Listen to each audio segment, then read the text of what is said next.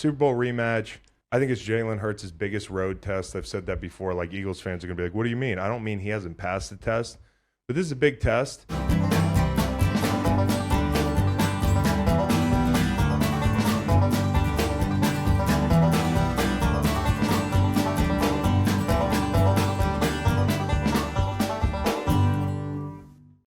Philly, Kansas City. We don't usually break down a Monday night game this early, but this game's everything. Super Bowl rematch.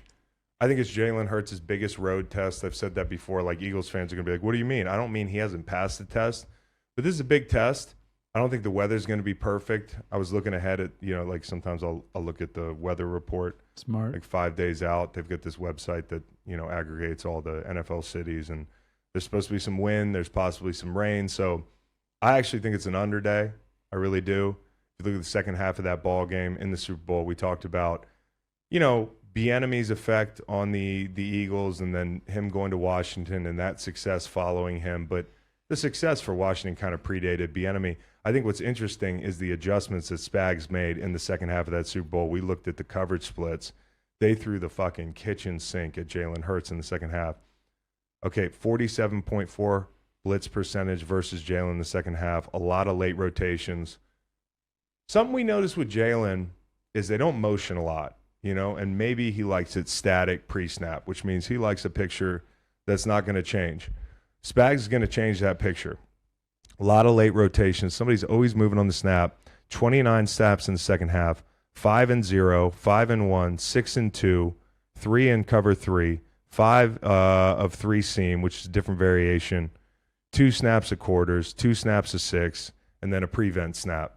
So that's a lot. That's the whole playbook. And so I think seeing how multiple Spags is going to be a key. And also they weren't really able to run the ball as big and powerful as they are up front. They averaged 3 and some change a pop. Kansas City was 6-1. So I think this game comes down to physicality, taking care of the football. Juergens is going to get back. That's going to be a big lift. It's Andy Reid off a bye, though, man. I don't know where you lean. I do lean Eagles catching the points. Andy's 87.1 winning percentage off a bye. This is going to be a slugfest. I took Chiefs just because it's hate week between Steve and me every week. Yeah, you had to flip that thing. Hurts, 12 straight wins against opponents with winning records. Tied for the longest streak for a starter since 1950 with Vinny Testaverde and Peyton Manning. Isn't that incredible? It's incredible. I mean, that's who he is, man. He's a winner. I mean, if you had to give him one title, I mean, the thing that he does really well, I mean, he does a lot well in his game, but I think he's a winner. When it comes to crunch time, he's cool, he's calm, he can handle Arrowhead. The question is going to be, can you get the run game help? Because they came out in the second half and they did not run the ball early. They threw the ball a bunch out the gate. And I said, the Chiefs were able to run the ball. So the question for me is the Eagles on the defensive side of the ball, are they up for it? I think they are. This is if you're going to play Kansas City with the setup you have on the back end, this is the year. And so it's about not allowing extended plays to get out from under you. Roby's playing nickel. They've seen better receivers. This is the best group they've had up in a long time with Blankenship coming back, Byard, the whole crew. So who's guarding Kelsey? Multiple bodies. Just bodies, jamming him at the line of scrimmage. When I played for Bill for a year, one of the things that I noticed about him is he doesn't give a fuck. If there's a tight end, he's not going to worry about the rush. He's going to worry about taking that tight end out of the game, disrupting, that tight end's first snap. Now, what Kansas City does so well is they're going to split Travis Kelce out. They're going to move him around, make it hard for you to disrupt him. So that's a big question for me. You don't have to rush these guys like Denver. You have the dogs to get home. Okay, a lot of people are like, oh, we saw Cincinnati, what they did. The Denver thing popped up again. These guys have been waiting to rush Patrick Mahomes since last year. Everybody knows the surface was not ideal. I'm not making an excuse for the guys, but that's reality. They were slipping. They were falling. They want to get even here, and so I'm curious what the game plan looks like, and then how they rush with their ears pinned back, because I think they're going to be motivated. This is a great game on Monday night. And to follow what we just talked about, Thursday night, we've had a real bad stretch of prime time. These two games are going to be killer. Big weekend, big couple of days in the AFC North. The 6-3 Steelers are at the 6-3 Browns. Browns now favored by a point. I also want to mention on that last game, this is Meet the Parents week for the Kelseys and the Swifts. I thought we might get away with not talking No, about I had it. to talk about it. I just had to mention that for anybody out there that cares. Okay. Okay, so we're in Pittsburgh, Cleveland. Total's 32.5. We got an Iowa total breaking out here. Team looks just like Iowa. Their totals are like Iowa's totals. I think the big news is obviously Deshaun Watson. When I woke up the other day and read that, it was like I wasn't surprised, but it was so out of left field. He's missed 39 games over the past 3 years. 3 more years on that deal and 138 mil left. So if you look at the Browns Super Bowl odds, they fell from 25 to 1 to 50 to 1. And honestly, I don't think they're that much different. Now, the one thing that's a little bit different is DTR is going to roll out there and start, and that's out of left field for a lot of people because he didn't look great against the Ravens. And the other guy, Walker, he's a bona fide vet. Like, I really like the guy. He's showed some good things in spot starts and stretches with the Panthers and that sort of thing. So I actually am a little bit confused by this, but maybe they like the upside. There's something they see in the building that we don't see. Deshaun's a tough guy, okay? We talk a lot about Deshaun because of all the other stuff, but as a football player, he's a tough guy, had a high ankle sprain Sunday, had the shoulder earlier this year. Macon, I think this is interesting because this is the first subset of data that we have on a generation of quarterbacks that are athletic, that like to run the football. And I'm not saying Deshaun's going to escape the pocket first. He's a great passer. But, every jump cut you make, every time you get pushed out of bounds, every time you pick up a chunk on third down, you're getting hit. Sometimes you slide, but inevitably it's the attrition of being that guy. And I think the main thing is over a 3-year stretch in Houston from 18 to 20, he was sacked like 50 times a year, sacked like 155 times. That thing adds up. So in general, if you're looking at this generation of quarterbacks, it's an interesting thing about we've seen Joe Burrow, who's a mobile guy, who's had problems up front, like Deshaun dealt with in Houston, have injuries, the ACL, the calf, things that have popped up. Josh Allen. Now, that's a whole different ballgame because he's like a one-man band. But I think the subtlety of projecting these quarterbacks into their 30s and late 20s, you have to think about this is a different age. Steve Young's one of the only guys that I think when you look back at the 90s, Steve Young was tucking it and running. He was taking big hits. That was a different era.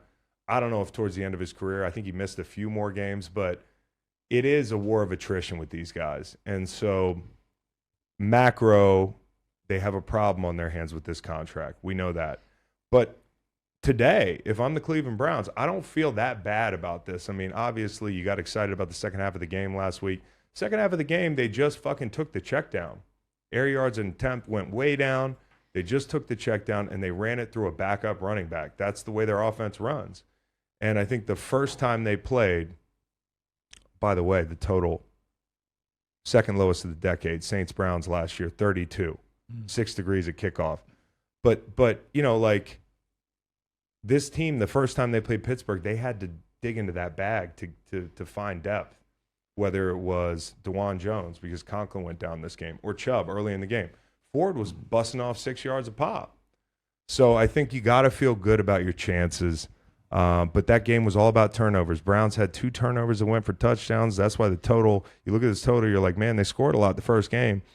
2 touchdowns on defense for the Steelers, 3 fumbles for the Browns, an interception, 5 of 16 on third down. That's not going to get any better.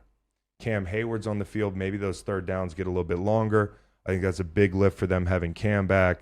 And DeJuan Jones, DNP yesterday. Last week they had Garen Christian and Hudson playing tackle. So I love the matchups for Pittsburgh.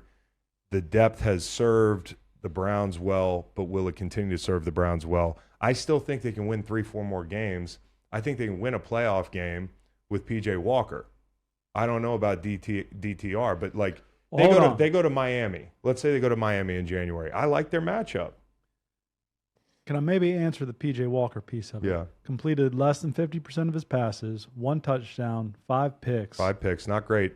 Ran the ball 12 times for 30 yards. So, I mean, maybe they're just going with the upside. To our point, give this kid a runway, try to improve, because when you look at the macro, who knows what you're going to be dealing with year in, year out over the next couple. You can't get rid of Deshaun. It's also a guy they drafted in the 5th round, so it's their guy. It's their guy. And if they're looking at this thing from like a micro standpoint, maybe you like the vet. But if you're looking at the whole thing, maybe it's hey, we want to give this guy some run because we might need him over the next couple of years. If you're the Browns defense, you're probably rallying around each other. Doesn't matter who's at quarterback. We can win ball games on our own. I think they're used to that at this point. And so I think for the Steelers, they have a chance to wake up Monday and be in first place in this division. And with a negative point differential, being outgained every week, all that stuff we've heard. They could outgain the team for the first time. I think this is the week. Don't you think it's the week? Probably the week. It's probably the week. And I think last week, you look at their explosive runs. This is really interesting because I got excited about the Steelers looking more like a football team the last couple of weeks. We made a big deal about Broderick Jones, the big guy from Georgia. How about getting in the crease as an edge player between him and Darnell Washington? Like, holy shit, just two big guys. And Washington's played a lot more as the year's gone on. And I think, like, he's not moving people off the ball. You know, I think I was comparing him to Mercedes Lewis. I don't think he's quite that effective a blocker, but he's long. And when you get these long tight ends, and Pittsburgh likes them because they used to have Heath Miller, Spaeth, those guys, like, they would get that underhand punch on you, and they would just lock you out, and you had nowhere to go. Spaeth had those vice grips. I couldn't get off him. He's the one guy in my career I could not get off a block on this guy. He was sticky as hell. Tomlin likes these guys, and when you get Washington up on the second level, even if he's not moving people, it's just annoying to deal with those levers. So I think Darnell's helping him. I think Broderick's helping him. But I heard something interesting this week. A rookie's always going to tell too much, but they're crowded around Broderick Jones' locker after the game, and they're like, what gives, man? Because you're the guy who said we wanted 200 this week. You go out and get it.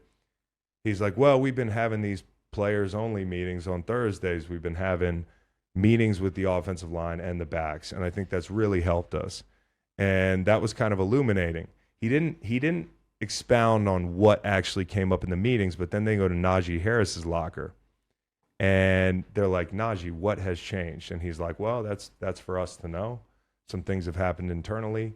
We've had some aha moments. We decided Jalen should be getting the rock a little bit more. And he is getting the rock more. But I think more than anything, Najee, who had a great game last week, thought they fell into something in these meetings. He wasn't going to admit it, and they go, hey, the guy over there, Broderick, he just told us about these meetings. And you could see Najee's face kind of go, and he's like, well, that's one of the things. And there was something in that meeting that I think came up that really spoke to Najee and spoke to Warren, because he said, he goes, hey, listen, in that meeting, if they say they like to pull, we like to pull. You know, if they say they like running outside zone, we like outside zone. And he said, I think we know our identity as a run team now. Well, guess what they've done the last couple weeks? 40% outside zone last week, 20% from weeks 1 to 9. I think they're a little bit more of a perimeter team. Now, Green Bay stunts a lot, so they got the ball out on the perimeter, but let's see if that holds up this week. They're not going to be able to run some of the same concepts. This is a different kind of defense. They're screaming up the field. 2.6 yards before contact Sunday for Najee. That's his easiest day at the office. His worst day at the office this year, week 2 against the Browns, minus 1.3 yards before contact. So that's got to change.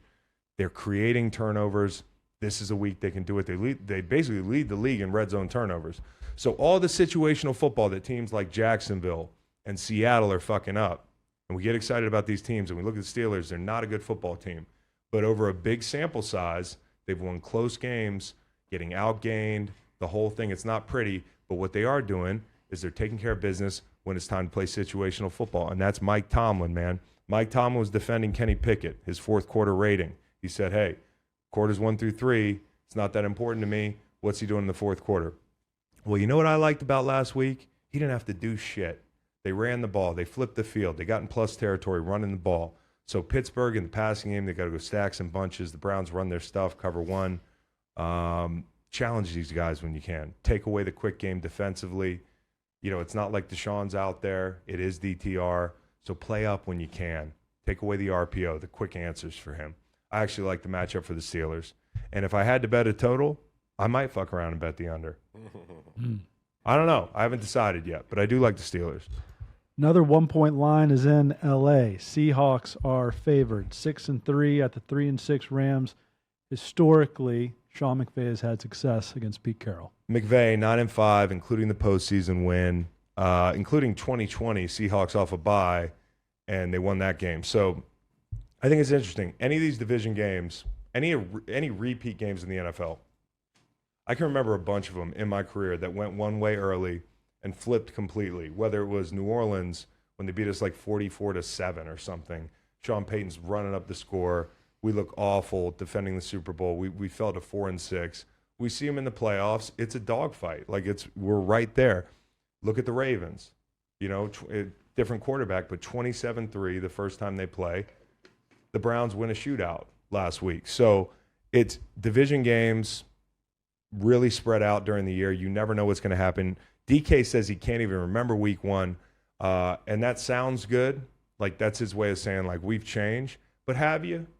Because third down, you were terrible that game. And third down has continued to be a big problem for you.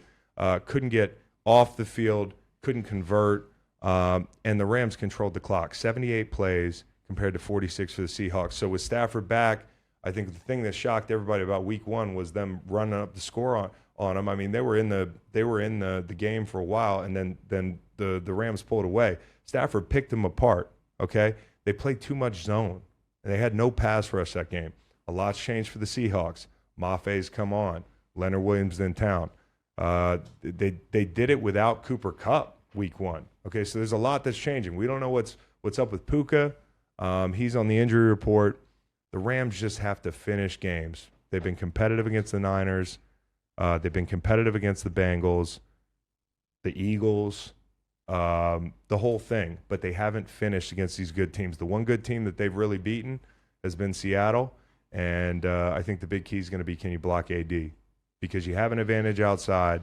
I'm waiting for those guys outside and Geno to get on the same page. If they've been there long enough together, this is year two. Sometimes it looks like year one for them in key situations.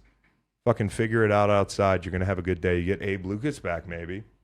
So I think for Seattle, you want to prove you're a different team than week one. This is your opportunity. But you have to fix some of the things that you haven't fixed yet.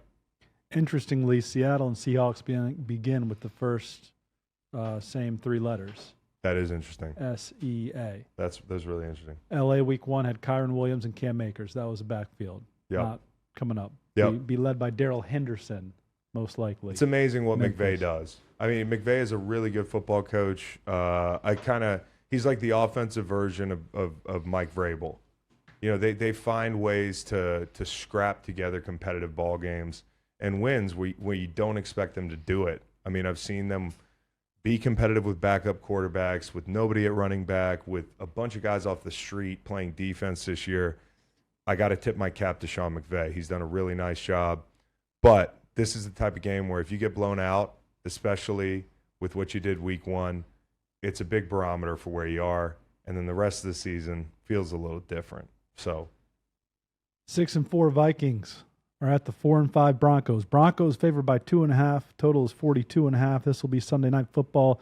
Minnesota has won 5 games without Justin Jefferson and now 2 without Jefferson and Cousins. Again, credit to another great coach, Kevin O'Connell, one of my favorite coaches in the league right now, period. I'm on Inside the NFL, get to watch all that like NFL film stuff, even some of the stuff that doesn't make the show that we see in production meetings.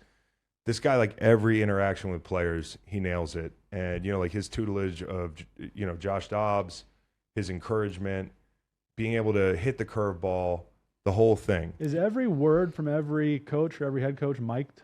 I don't know if every word is. I don't know if every coach is mic'd. But we get some really killer moments, and some of them don't make this show. It's probably, I bet, it's probably just part of signing up for the gig. It's probably not an opt-in or opt-out thing. The NFL is like, we get your probably audio. So. And then you do have like right of refusal right. on We'll some take of that care stuff. of So you, but we have it. it's not like they're gonna, like he's gonna be his mic's on, he's taking a shit at the half, and they're Right. like, yeah, Kevin O'Connell. Yeah, big shitter. Yeah. He is up to third in Coach of the Year odds. Yep, and he should be. I actually put in a couple bets this week on Coach of the Year. I think I put him in. I think I put D'Amico Ryans in, whose odds were actually longer than I thought. So I like this spot for Denver. Having said all that, I really do like this spot for Denver. On the surface, we were talking this out this week in meetings and saying, hey, fucking Russ, not great against the blitz. I mean, if you look at his passer rating against the blitz, 90 dropbacks this year. He's sandwiched between Mac Jones and Zach Wilson. He's down in that AFC East neighborhood. You know, it's not good. 74.9 passer rating. Vikings play a lot of cover 3. He doesn't really like cover 3. 34th out of 46 in passer rating versus cover 3 blitzes. So he's going to see some of those. But I looked back when Russ has played B-Flow, who's been on fire, you know, defensively. The last 7 weeks of the season, they've done a really good job. 2020 against the Dolphins, he went 24-34 for 360, 2 touchdowns and an INT and a win. He was blitzed 40% of the time. A little lower than what B-Flow's done this year. He's just gone full out Wink Martindale. But you look at the Seattle matchup in 2016 when I was there, he shredded us. 25 for 37, 348, 3 touchdowns, 38.6 blitz rate. And so, you know, like there's some little variations in each matchup, but the common thread is that Russ has played well against B-Flow. And, you know, he's not the same guy as 2016, but 2020, not that long ago. Maybe this is a game at home.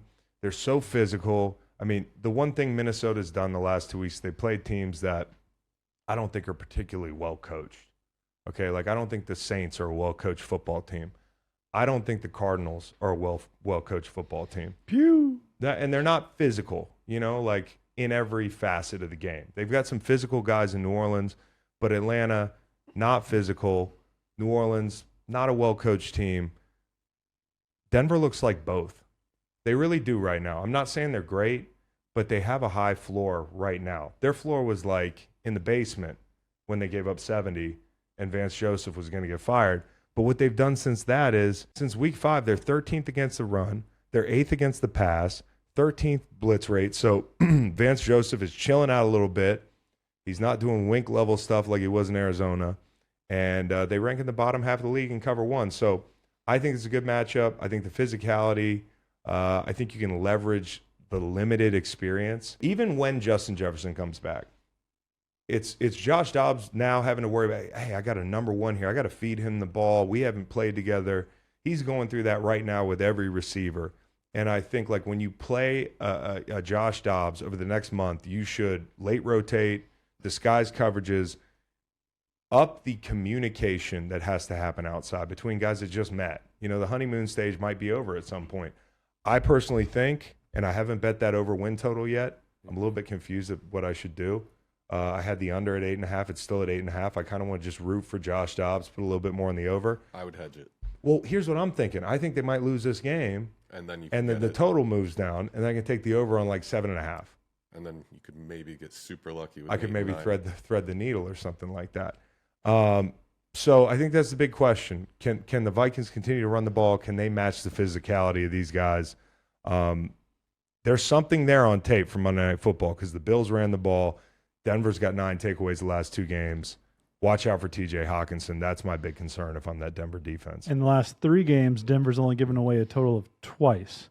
So you didn't think you'd say Josh Dobbs isn't going to give it to you like Josh Allen will or Patrick Mahomes will, but to your point, 4 last week, 5 the week before. And Josh, no picks in his first 2 weeks in Minnesota. And I got real degenerate this week. I was looking at Josh Dobbs' career splits like each month, each day. The one thing for me that I was expecting and I wondered about, and maybe part of it is a product of playing his games for a certain team, like a big sample size outside, on grass, outdoors. Okay? This is going to be, I don't know what the weather's going to be in Denver, but this is an outdoor game. Elements might matter. It's not a dome. It's not a retractable roof. His splits are way worse in those situations.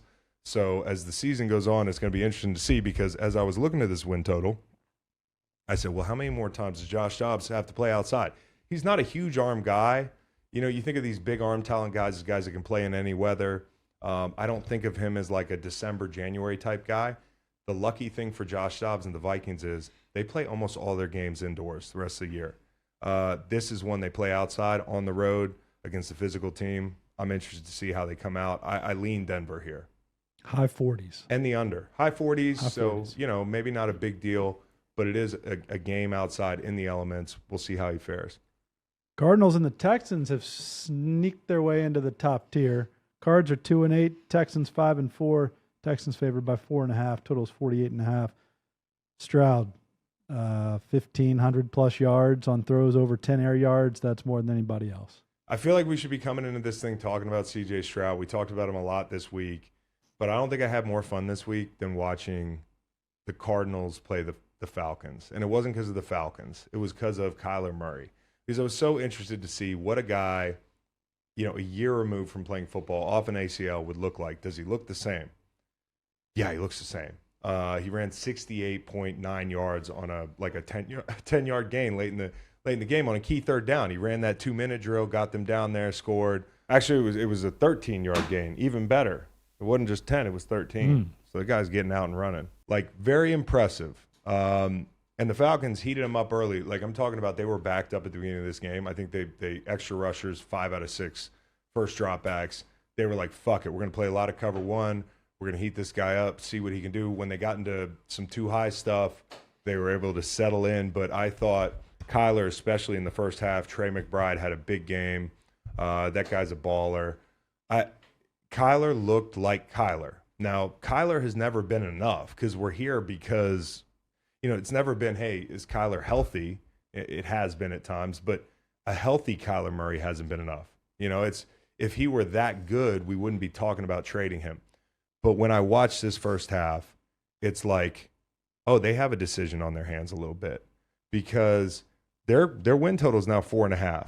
Okay, if you look at the draft thing, after this win, their number one pick percentage dropped from 37% to 18%. Now, Drake May's not going to be there at 3. Okay? Currently, they have the 4th pick. They have the 4th pick. Now, they have a 62% chance of landing a top 3 pick. Bears Cards, December 24th is going to be huge. Next year, the dead money's too steep. It's like $81 million. And then the year after that, it's 33. So kind of factors into how you plan this out if you're the Cardinals. You can't go anywhere with him. I don't think anybody's going to take that contract as much as we've been willing it to happen in media circles.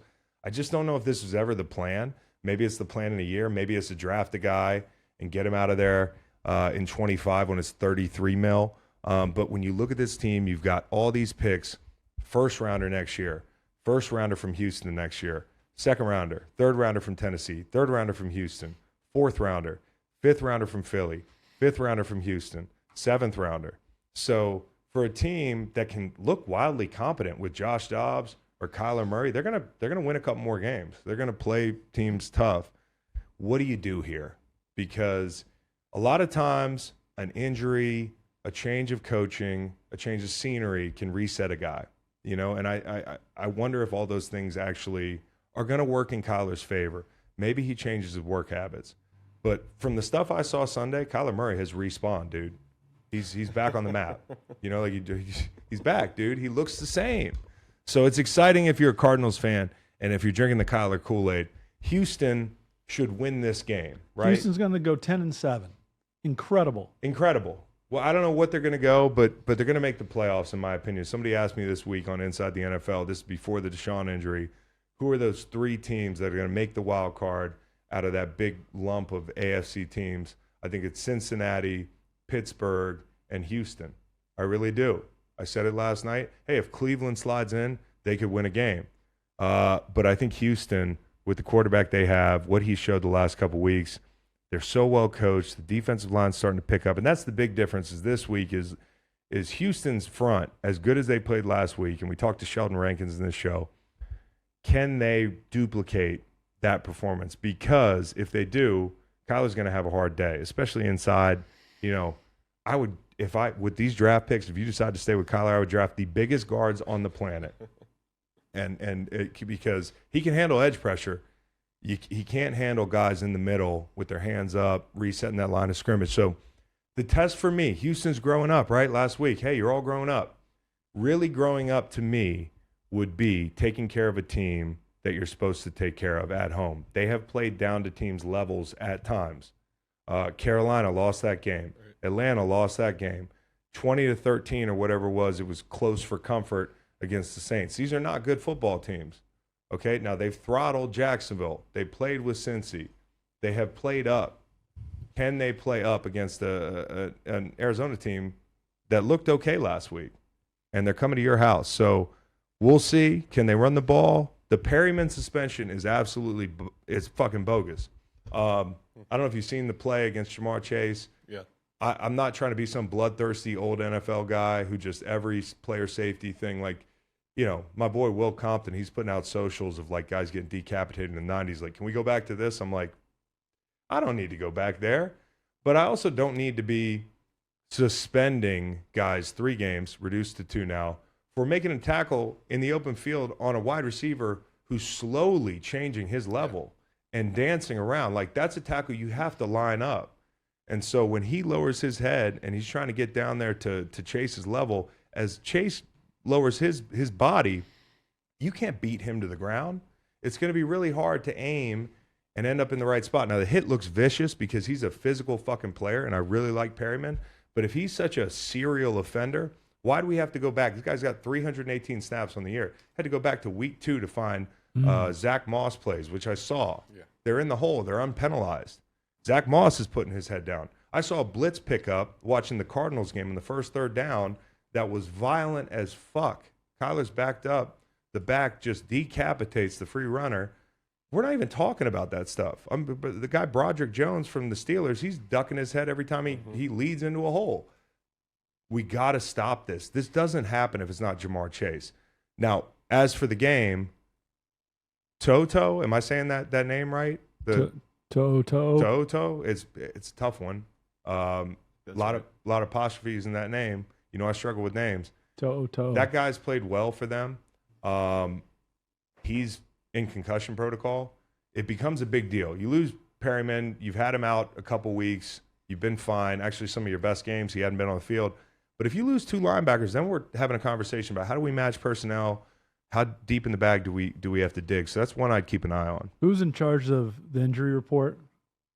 On a team? Yeah.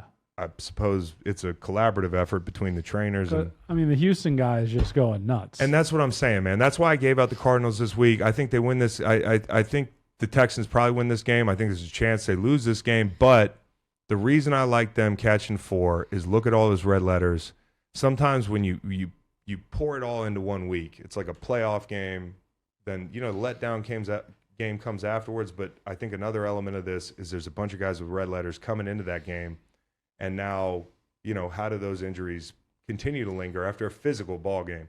A lot of big hits in that game. Physical. They ran the ball. They were physical on defense. We'll see. Shout out Devin Singletary. Yeah, he was great. 30 for 150. 4-5 Chargers. 3-point favorites at the 3-6 Packers for the 4th time in his first season. The offense is improving. Since succeeding Aaron Rodgers as Green Bay's quarterback, Jordan Love had the chance to lead his team to a road win and fell short with 2 fourth-quarter interceptions. So the picks at the end of the game, not great. And people are trying to blame one of the picks in the corner of the end zone on Christian Watson. I know the temperature's hot with that kid right now in Green Bay, but that's not his fault. He had options elsewhere. I don't think that's his catch to make necessarily. Could you be stronger? Could you break up a pass on defense? Sure. But that's a Jordan Love throw. Jordan Love taking more shots. And early in the season, what I said to him or said about him, because I remember this because at times I was wondering if I was going to end up on like old takes exposed. But I said the reason I'm not out on Jordan Love is because he makes some high quality throws. He makes some like above average throws. He's not just managing the game. In that preseason kind of offense that they run, especially in the first half, it looks like he's a game manager. But when they allow him to take shots, you need reps doing that. I don't think there's an arm strength issue. I mean, he doesn't have the best arm in the league, but he can throw an out on time, 15, 20 yards down the field outside the numbers, zing it out there. He's hit Reed on some deep balls. He hit one last week. He's got Dobbs out there. I love seeing him take shots. Just get the reps at it. Can you run the ball? Because the Lions could, and you haven't been able to do it. The Lions are the cream of the crop there. We'll see. Chargers defense Jones just hadn't been healthy. Chargers defense got to step up. Aaron Jones hadn't been healthy. You said it. This is an opportunity for them to get right. I like the Chargers in this spot. Lions 3. I don't know what public perception of the Chargers is really because I don't think they're very good. 25% of the bets on Green Bay, but 46% of the money. Now, I haven't put this bet in. After hearing that, maybe not. But to caution you as well, the Packers in these spots, the Sharps have been all over them, whether it was last week whether it was Minnesota, all the sharps were like, yeah, I'm going to do the icky thing. So I did the icky thing against Minnesota, and it was ugly. And it was the same thing last week where I was on the other side of it, and I came out okay. But I think sometimes like people are trying to outthink themselves with this Packers team. And I think the Chargers have a big opportunity to get up for this game on defense. They played poorly last week. Packers play a ton of cover 3. Herbert loves that coverage. Packers have a good pass defense, but dirty secret about the Packers pass defense. As I'm talking, pull up a list of the quarterbacks they played. You're going to be shocked. Will they get Jair back? It's been Valentine and Ballantine outside. And the defense, yeah. I don't know how much of that Pittsburgh run offense, that's something I'm really interested to see this week. How much of the Pittsburgh run offense is because Joe Barry and that defensive group last week had just like head-scratching fits and choices, like decisions they made, when to move the front, when to bring pressure. The run game did not sync up well for them defensively. So interested in this game moderately. I think the Chargers probably give themselves some false hope coming out of this game and try to go on a run, because you look at the schedule remaining for the Chargers, it softens up. Love this game. Vegas is in Miami. Vegas somehow is 5-5. Dolphins are 6-3. Dolphins now favored by 13.5 points at time of tape. What's your best shot if you're the Raiders? It's not a leading question because we went through this exercise earlier. It's probably what's your best shot to win this game? Run the ball. Run the ball, right? And you come out of the game against the Jets and you're like, oh, they ran the ball. I went back and watched the run tape. They took a lot of negatives, okay? The one thing they did have, it was like the ugliest 135 yards, but Antonio just stuck to it, right? It's like, we're going to do this. They had 7 explosive runs before Antonio Pierce was the head coach. 7 the last 2 weeks. So that's your best hope. It's being patient. It's knowing that we're going to take some negatives. We might get behind the sticks. I do think this is like, what defense do you like better, the Dolphins or the Jets? You got to be encouraged by what you saw last week, even if at times it was ugly. Stick with it. Jakob Johnson, who's the New England Cat, plays fullback, kind of that move guy. When Josh McDaniels was in charge, you look back at their run tape. Go back and watch like the Chargers early in the season. That's what I was doing. They ran a ton of I formation. Now, they've had more success the last 2 weeks with this guy out. And I don't know if a New England phase out is coming where it's like everything New England must go except for maybe Jacoby Myers. But like maybe we don't put this guy back in the game a bunch. Maybe we don't go back to the well on that stuff. Maybe we stick to some more gun run. I think there's something to it, you know. He had 5 snaps in week 8 and none the last 2 because of a concussion, because of injuries. But in general, they have not run I formation the same click with Antonio Pierce. So the run game, I think it's incomplete report card. This is a week that we'll find out. This is a game you got to shorten the game. We'll see if they can do that. I just want to shout out Max Crosby, as I always do, because I was there looking at snap count trends for the Raiders, because sometimes the interim head coach comes in, some guys' snaps go down, some guys' snaps go up. I found something really interesting about Max Crosby. It hasn't changed. Okay? He's not tapping his helmet. I just want to tell you this, because I played in an era where, hey, look, fuck, I can remember playing 83 plays. I can remember playing 72 plays. I remember when Jeff Fisher came into town, they were like, hey, Chris, we love you, but we need to rotate a little bit. The wheels are going to fall out, from under you. And they did anyways late in my career, where I just felt like I was out of gas, and I think St. Louis had a lot to do with that. But he's played this year 98%, 91%, 95%, 100, 100, 100, 97%, 100, 100, 100. Crazy. He's a fucking dinosaur. He's there's very few dinosaurs left. Trivia question, can you name one? Yeah, Stegosaurus. A bird. Any bird. Blue jay. Yeah, morning dove. Any of them. He's one of these birds, man, left over from the dinosaur age, where it's like he's a condor. He's literally a dinosaur, dude. He's the most dinosaur of all fucking birds, dude. It makes a lot of sense because there's nobody left. All the other guys that used to play 100% of the snaps are extinct, bro. It's a rotation league. That leads to my next point, which is the only way they win this game is Max Crosby defensively. And that's a really tough task because They can run away from him. He can wreck a front side zone. He can wreck a front side stretch. He can get in on the backside. But you have to, if you're Miami, you have to commit, especially in the run game. Hey, pass game, he's going to get his buckets. You can get the ball out. The guys on the back end, they're banged up, the whole thing. But in the run game, he can wreck your operation by creating negatives on first down. The Eagles did that on the edge. Jets and Bills. Josh Allen is the only one in the league to have thrown 10 or more picks in each of the past 4 seasons. He leads the NFL in interceptions and turnovers currently with 13. Bills favored by 7 points. Big question, what's Joe Brady look like? I'm bullish on Joe Brady because I think we've got this, hey, when he was at LSU, we thought he was next boy wonder. What job is he going to take? Then he takes the Carolina job. He's probably kicking himself a couple years down the road because that wasn't the right job to take. Matt Rule had a lot of influence there. Matt Rule did not pan out. Matt Rule also doesn't seem like the kind of guy who's going to let the 23-year-old kid, pencil neck kid, just do what he wants to do.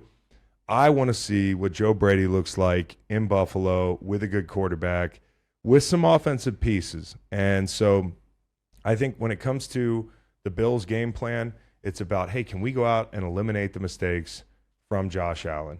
It's obvious this week. We know it's a dogfight. We know it's about knowing the script of the game, knowing your opponent. This is the type of game. Look no further than the first one, okay? Going through this game, he threw 3 picks. The first pick, it's a waste, bro. You got a tight end on third down, beating a linebacker. You decide to go deep, throw a punt into the middle of the field. Okay, it's a waste. Second pick, good drive by the Jets out of the half.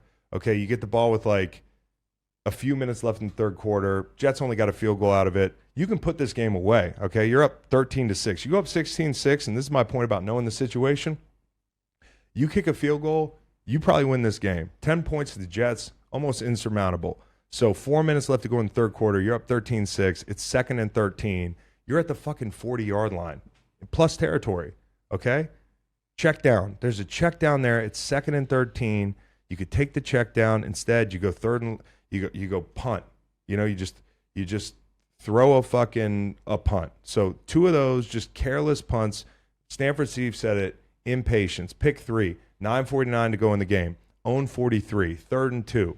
They run a flood concept. It's basically guy out in the flat, guy running a 7, and, you know, like some sort of a shallow crosser on the backside. But the point is the 7's not there. He tried to go there early in the game. The 7 wasn't there then. It's not going to be there now. And the game situation says take the fucking flat and pick up the first down and go kick a field goal and go home, okay, in 15 minutes. But instead he forces it. That's a pick. And then the worst thing is, we saw this the other night, fumbling a snap, just careless, easy shit. It's 13-13 with a few minutes left, and he fumbles a snap. So all these picks, these turnovers, they're avoidable. You know, like I looked at his interception reel from the entire year. There are some unavoidable ones. The Gabe Davis one, maybe take something off it, but Gabe's got to catch that ball. He got his hand hit on 2 of them. Some of them, like on a 3rd and 13 against, I think, Washington, he just takes a shot down the sideline to the 20. It's an effective punt, okay. But a lot of them, when you look at it, whether it's New England, you're down 3-0 early, you're backed up, you throw that pick, okay. I think it's cover 2. Cincinnati, 14-7, early in the game, backed up, throw a pick, look like cover 2. Okay, Denver, 12-8, backed up. This leads to a Denver touchdown, cover 2. You just force it in there. It's early in the game. It's careless. You know, like just know the game situation. When I talk about Brian Dable versus Ken Dorsey, maybe Brian was the guy who was like, hey, motherfucker, this is a situation where I need you to chill the fuck out a little bit.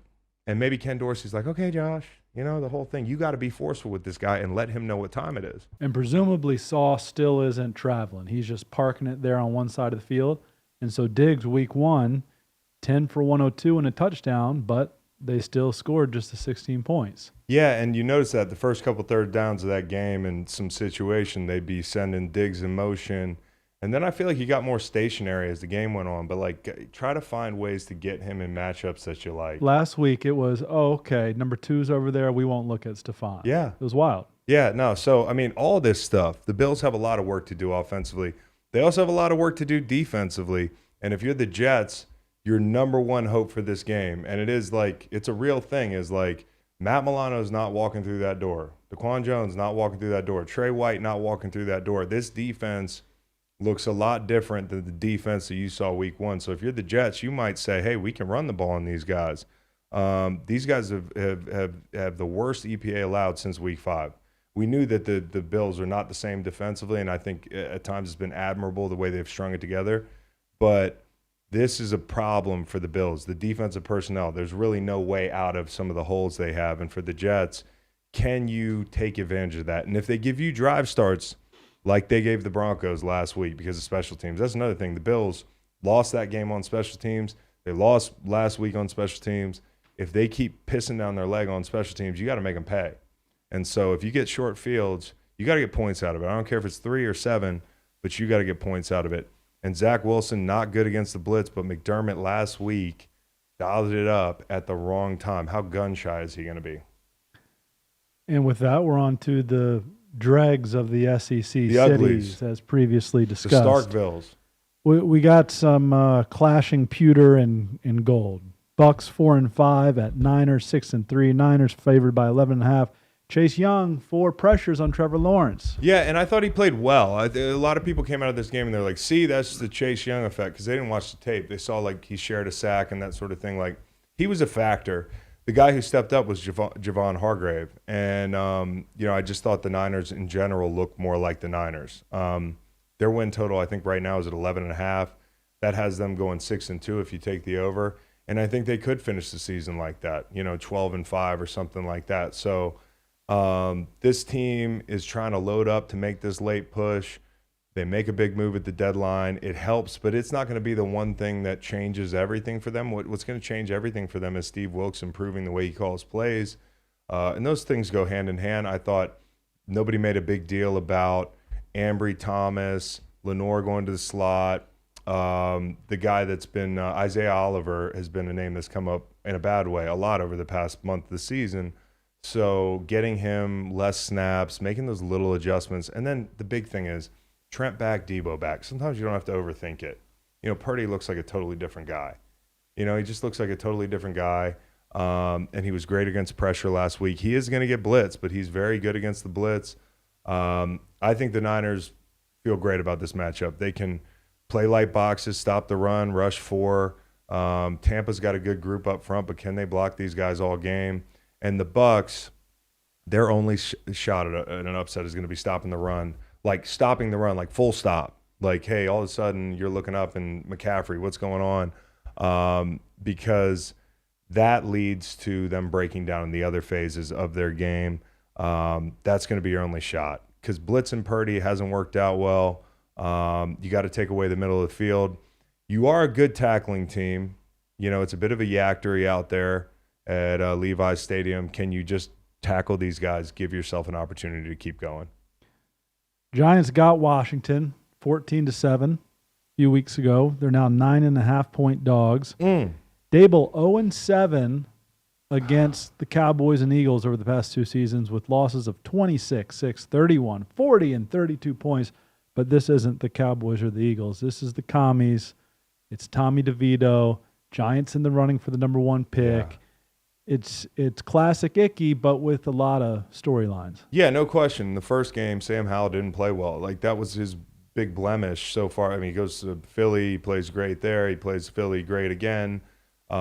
He's had these games where he's played really well down the stretch. Seattle last week, but Giants not his best game. And that's because, if you heat him up and you commit to it, 60% blitz rating, Wink was the horniest version of himself that game. I mean, he just could not lay off the blitz button.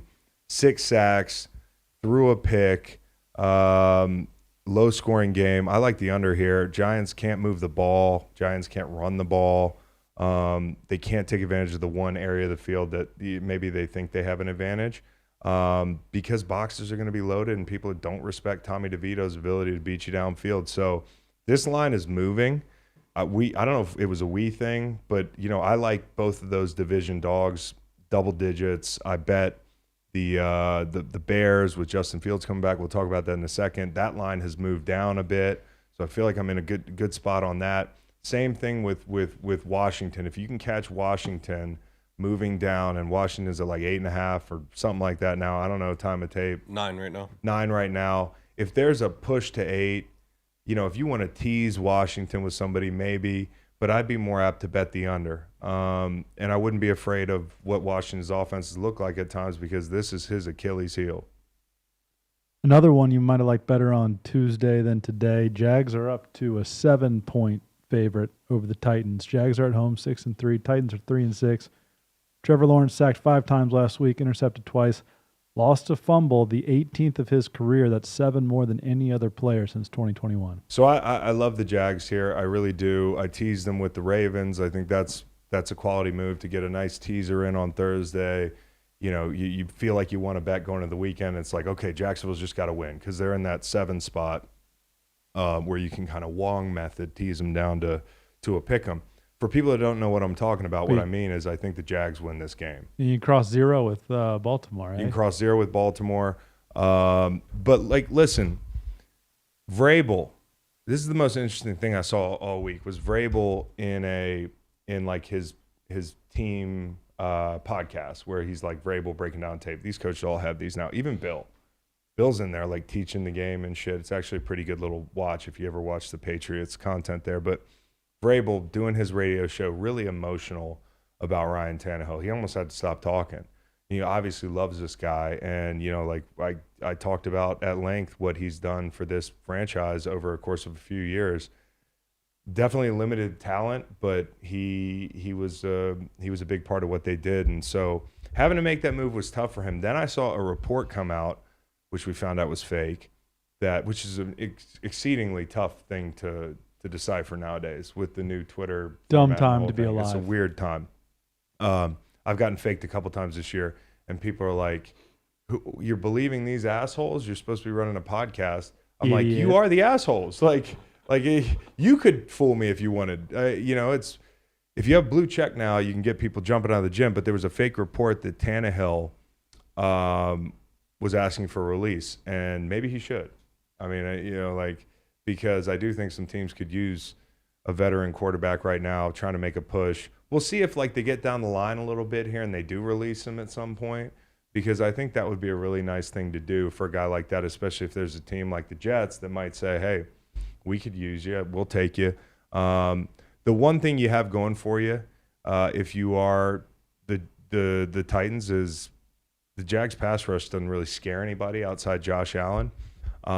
Maybe you can hold up there. Levis got blitzed a ton against the Bucs. Bowles was on his ass. 57% blitz rate, 19 for 39. So not an accurate day at the office for Levis. Jags are going to do that a little bit less. But the key is on the other side of the ball. I think Lawrence just shreds the Titans. And this is a respite for him in a game where even though they have some pass rush, the back end, there's going to be some real opportunities.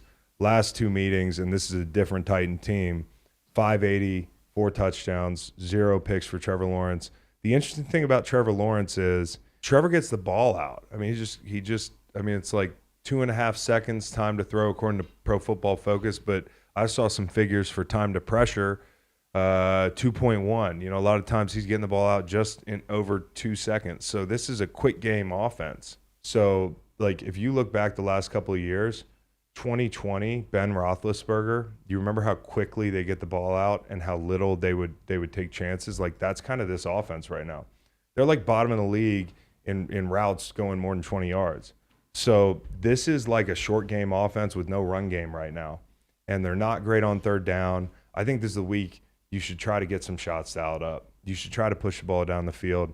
You need to rep this stuff because this version of the Jags, while they could stack up a lot of wins, I don't feel good about them making a playoff run because of some of the situational football. But also you have the highest paid wide receiver room in the league, and you barely fucking air it out. You know, you might throw the ball 40 times a game, but, you know, the air yards are minimal. Yeah, cheeks.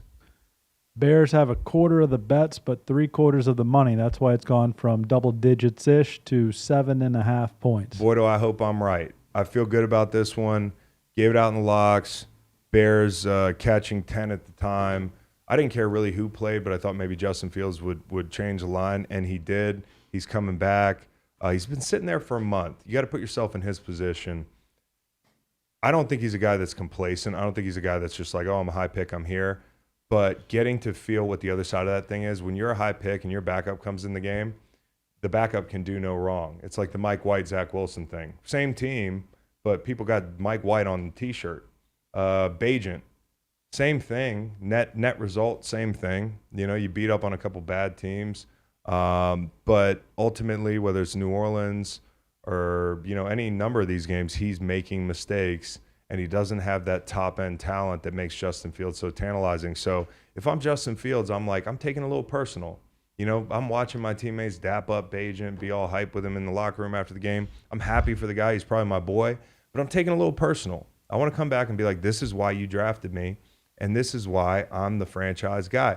And even if the Bears haven't made up their minds, Justin Fields is auditioning for 31 other teams because I think there's something in there that's worth going to get. And also I think what makes this interesting is Eberflus may not be there next year. What do they want to do? What do the McCaskies want to do?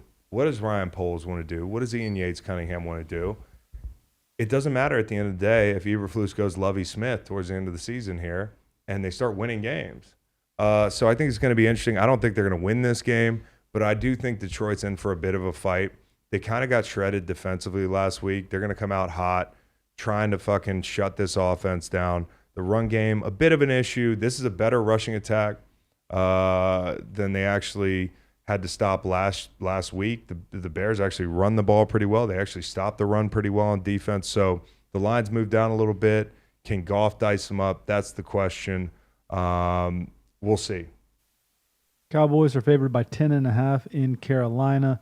CeeDee Lamb, 10 for 150, 3 straight games. That's a record in the Super Bowl era. A lot of people say he's not a true number one. I think he's a number one. I've always really liked the guy. I think he fits what they do well. I really like CD. He's had a great run. Dak, man, you just have to avoid those turnovers. You have to avoid that one pick you throw last week where it's like, yeah, it's the Giants. You're playing with house money. You're up 3 touchdowns. But it's the same thing this week against a little bit better of a defense. Carolina can play a little bit. Burns is back up maybe. We'll see. But the point is, I respect the DC in Carolina.